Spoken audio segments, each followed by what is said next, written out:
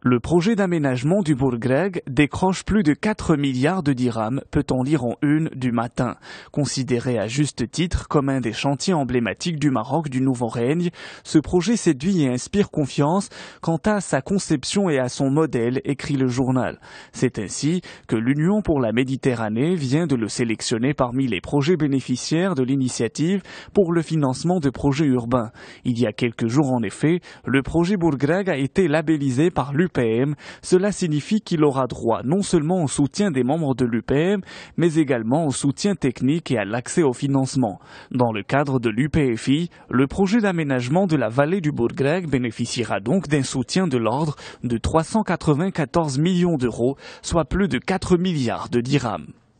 Les Échos titrent sur la campagne électorale et la guerre digitale entre les partis. À coups de likes, de fans, de followers et de tweets, la bataille des élections régionales se joue aussi sur les réseaux sociaux. Quoiqu'encore à ses balbutiements, l'e-politique et la grande vogue des formations politiques, observe le journal. Être présent sur la toile n'est plus un luxe, mais une nécessité pour toucher un grand nombre d'électeurs jeunes et connectés. Toujours dans les colonnes des Échos, une bonne nouvelle pour les petites et moyennes entreprises. Une récente sortie du ministre de l'Économie et des Finances, Mohamed Boussaïd, autour du projet de loi relatif à la bourse des valeurs, aux sociétés et aux conseillers en investissement financier, vient confirmer la dynamique déjà enclenchée de la conversion des PME au marché boursier. Nous sommes abandonnés par les ONG, c'est le cri de détresse lancé par les Yazidis, lit-on dans Libération.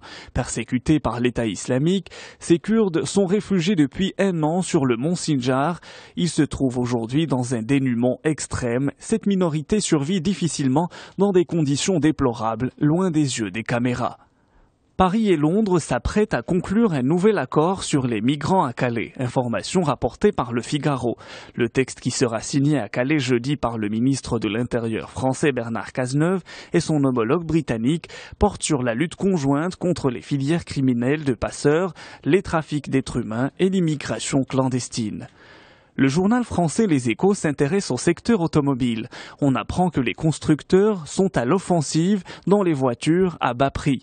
Le 30 juin, le patron de Volkswagen annonçait qu'il avait finalement donné son feu vert au lancement en 2018 d'une gamme de 3 véhicules à bas prix à destination d'abord de la Chine, puis d'autres pays émergents.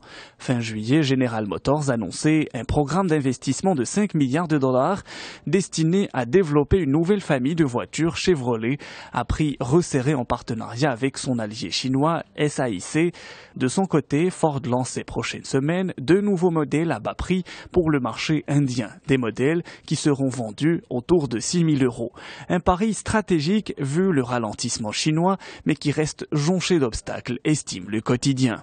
Paris sera ouvert la nuit, peut-on lire en une du Parisien. Un décret de la loi Macron devrait permettre de créer 12 zones dans la capitale où les commerces pourront ouvrir non seulement le dimanche, mais aussi le soir jusqu'à minuit. Une petite révolution, écrit le journal.